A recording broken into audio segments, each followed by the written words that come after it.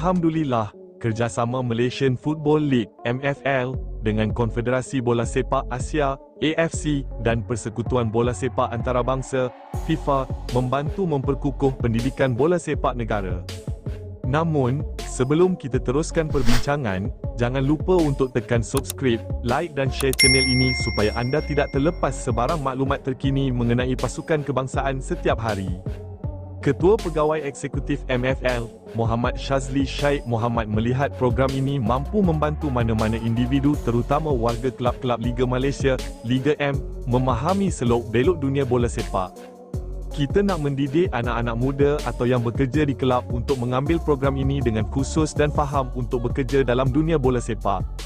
Dari sudut komersial, pertandingan, penyiaran, kejurulatihan, fisioterapi dan sebagainya, katanya dalam sesi meja bulat MFL baru-baru ini.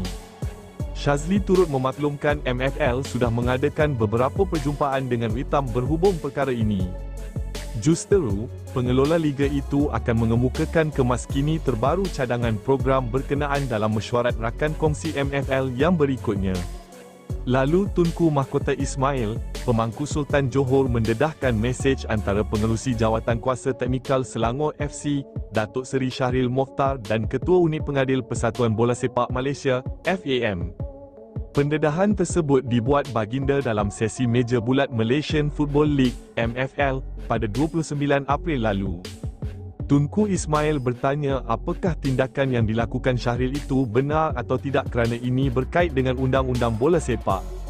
Hal tersebut turut mengingatkan baginda terhadap skandal Calciopoli yang pernah membelenggu bola sepak Itali bertahun-tahun sebelumnya. Tunku Ismail memaklumkan skandal tersebut berlaku disebabkan tindakan pengarah Juventus, Luciano Moggi memberi tekanan kepada jawatankuasa pengadil Itali. Macam dulu kalau kita tengok kes Juventus, nama pengarah sukan ialah Luciano Moggi dan beliau cuba mempengaruhi pengadil, memberi tekanan kepada jawatankuasa pengadil agar bias kepada Juventus. Adakah ia salah atau tidak? Jadi, saya rasa sebelum siapa-siapa nak bercakap pasal pengadil, mungkin ini untuk Selangor FC lihat. Ini perbualan Datuk Seri Syahril Mokhtar dengan Ketua Unit Pengadil FAM. Silahkan berikan tanggapan anda di kolom komentar. Terima kasih.